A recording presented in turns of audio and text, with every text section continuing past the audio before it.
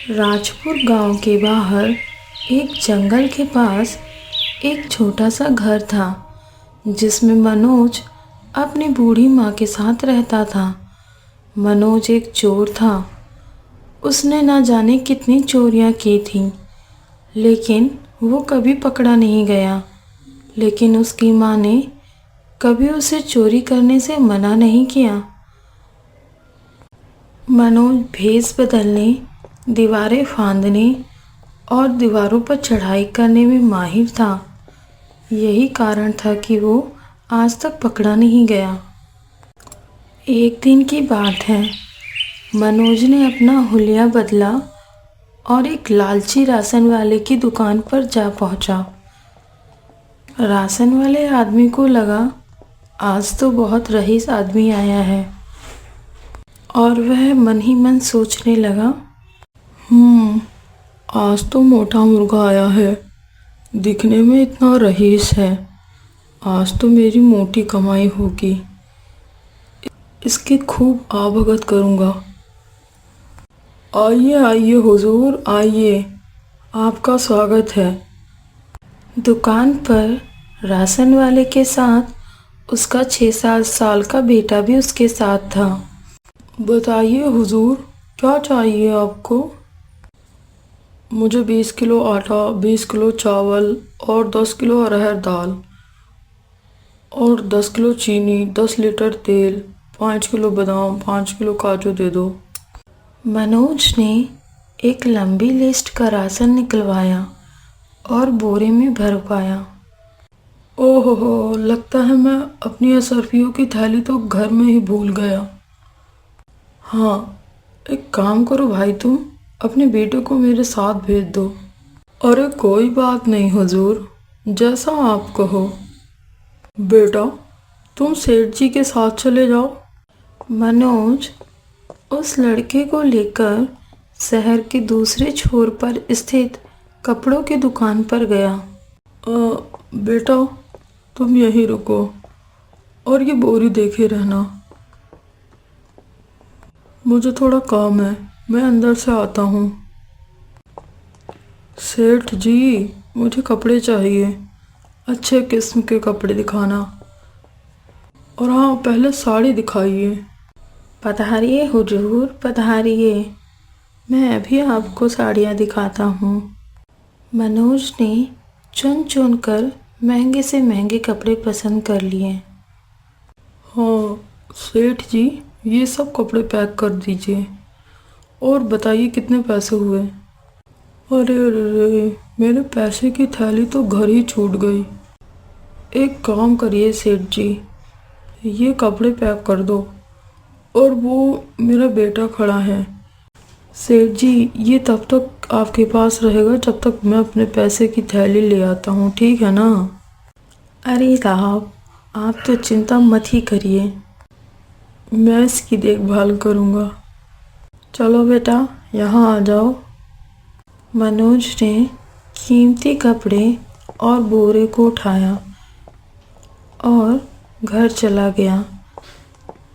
जब वो अपने घर पहुंचा तो उसने वो गठरी और बोरा रखते हुए कहा, हाँ माँ, ये सब तुम्हारे लिए है। शाबाश बेटा, शाबाश, आज तो तुम बहुत बड़ा हाथ मार के आए हो। हाँ हाँ, तो माँ, अब तुम नगर में जाके पता करो कि इस चोरी के बारे में लोग क्या कह रहे हैं। ठीक है बेटा, मैं भी जाती हूँ। उधर कपड़े की दुकान का मालिक, बहुत समय हो गया है बेटा, तुम्हारे पिताजी अभी तक आए नहीं। बेटा, चलो अपने पिताजी के पास ले चलो।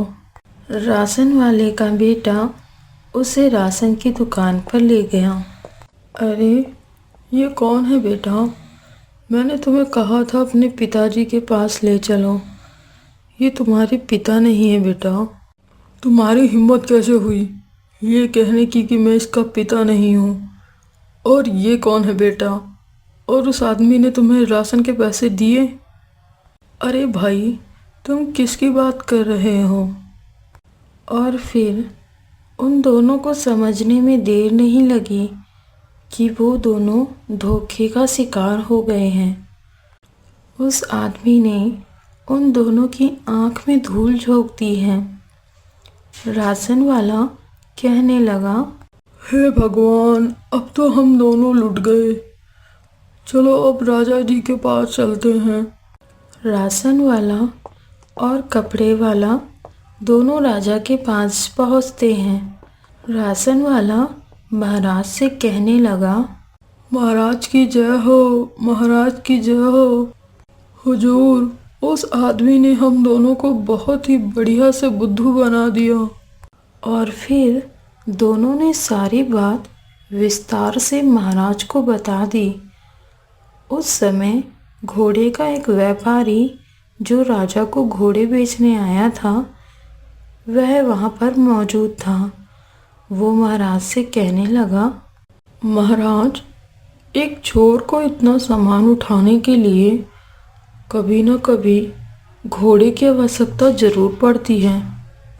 ये धूर्त व्यक्ति जो भी हो, वो मेरे पास जरूर आएगा।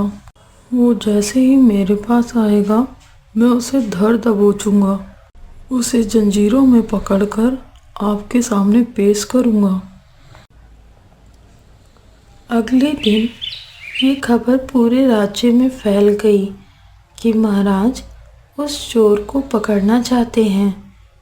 तभी नगर की एक नर्तकी दरबार में पहुंचती है और कहने लगी, महाराज, आप निश्चिंत रहिए, मेरे नृत्य को देखने बहुत आदमी आते हैं, और अगर वो चोर जब भी मेरा नृत्य देखने के लिए आएगा, मैं उसको रिझाकर आपके पास ले आऊँगी।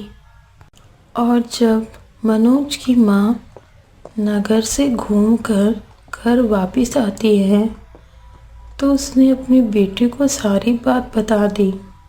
सावधान रहना बेटा, एक घोड़े का व्यापारी और एक नाचने वाली तुम्हें पकड़ने के लिए तैयार बैठे हैं।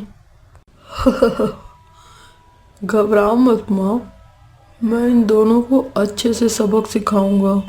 बड़े आए मुझे पकड़ने वाले।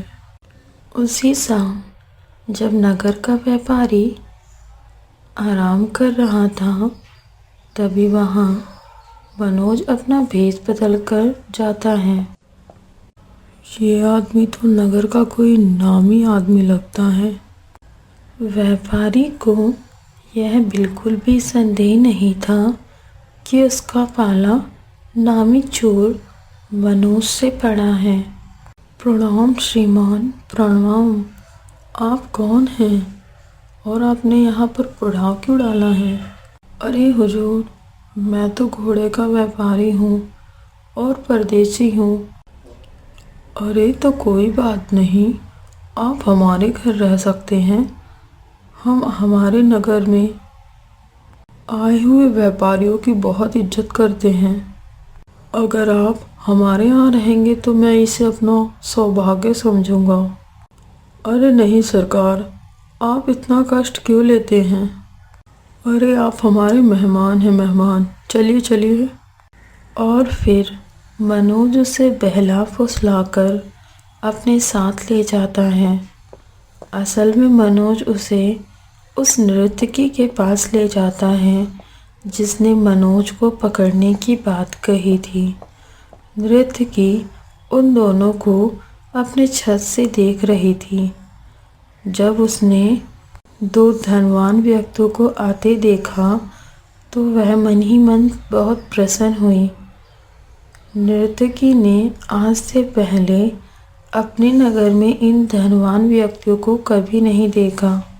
नर्तकी उनका चढ़ बढ़कर स्वागत करती है।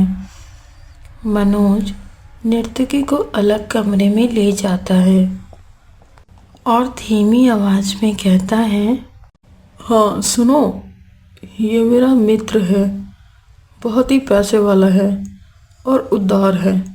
ये तुम्हारा नृत्य देखने चाहता है, परंतु अरे हुजूर, पहले आप कुछ देर आराम कर लीजिए। अब नृत्यकी घोड़े के व्यापारी को एक शानदार कमरे में बैठाती है और फिर आती है। हुजूर, क्या आप यहाँ नहीं रुकेंगे? अरे नहीं नहीं, मैं थोड़ी देर में आऊँगा। असल बात यह है कि मैं एक सुनार हूँ और अभी मुझे राजमहल जाना है। वहाँ मुझे रानी जी के लिए सुंदर हार तैयार करना है। मैं बाद में आता हूँ, ठीक है? तभी मनोज की नज़र नर्तकी के पहने हुए आभूषणों पर पड़ी। अच्छा देवी जी, आपके आभूषण तो बहुत पुराने और मैले लग रहे हैं। यदि आप चाहें तो मैं इन आभूषणों को चमका दूंगा, बिल्कुल ऐसा बना दूंगा जैसे नए आभूषण, और मैं आपसे पैसे भी नहीं लूँगा। नर्तकी चोर की बातों में आ जाती है और अपने सभी आभूषण पोटली में बांधकर मनोज को दे देती हैं। मनोज पोटली लेकर घोड़े के व्यापारी के पास जाता है। श्रीमान, आपने मुझे कितना आलीशान कमरा दिया है। मैं हमेशा आपका आभारी रहूँगा। ऐसी कोई बात नहीं है साहब जी, मेरी पत्नी आपका ख्याल रखेगी और मुझे आपसे थोड़ा काम था। मुझे ज़रा राजमहल तक जाना था। मुझे आपका घोड़ा चाहिए था। हाँ हाँ, क्यों नहीं हुजूर। अब मनोज घोड़ा और आभूषण की पोटली लेकर जाता है और अपनी माँ को भेंट में घोड़ा और आभूषण दे देता है। शाबाश बेटा, आज तो तुम बहुत ही बड़ा हाथ मार के आए हो। इधर नर्तकी और व्यापारी को ये बात पता चल जाती है कि वे दोनों चोर द्वारा लूट लिए गए हैं। वे दोनों राजमहल जाते हैं और सारा हाल राजा को सुनाते हैं। अब राजा भी परेशान हो जाते हैं। इधर मनोज, माँ, जाओ नगर में पता करके आओ कि इस चोरी के बारे में क्या बातें चल रही हैं। पूरे नगर में चोरी की बातें चल रही थी कि तभी चोर की माँ सारी बातें सुनकर घर पहुँचती हैं। बेटा, सावधान रहना।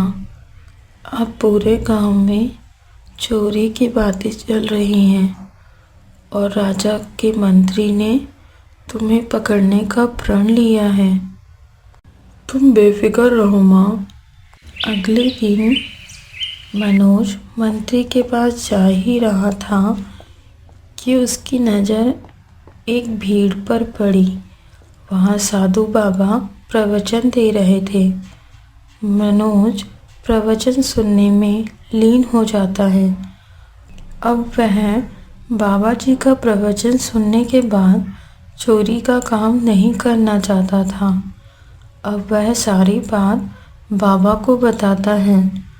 बाबा कहते हैं, बेटा, अगर आप अपना जीवन परिवर्तन कर कर सही मार्ग पर चलना चाहते हैं तो मैं तुम्हारा साथ जरूर दूंगा। कल मैं राजमहल में प्रवचन सुनाने जाऊंगा, तुम मेरे साथ चलना। अगले दिन साधु और चोर दोनों राजमहल पहुंचते हैं। साधु प्रवचन देते हैं। जैसे ही साधु के जाने का समय होता है, राजा जी, मैं आपसे कुछ कहना चाहता हूँ। साधु सारी बात राजा को बताते हैं। क्या? इस चोर को तुरंत कारावास में डालो। हुजूर, ये सबका चोरी हुआ सामान वापस करना चाहता है और ये अब सच्चाई के मार्ग पर चलना चाहता है। नहीं, मैं ऐसे चोर को कभी नहीं छोड़ सकता जिसने मेरे नगर के लोगों को परेशान किया। हुजूर, जब कोई बदलना चाहता है तो हमें एक मौका देना चाहिए।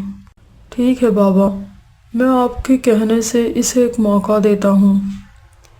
अब मनोज अपनी माँ के साथ ईमानदारी का जीवन व्यतीत करता है। तो आ गए आप? आ गए हैं तो चैनल को सब्सक्राइब कर देना। वीडियो अच्छी लगे तो लाइक और शेयर कर देना। और हाँ, बेल आइकन ज़रूर दबा देना ताकि आपको हमारी नई वीडियो की नोटिफिकेशन मिल सके।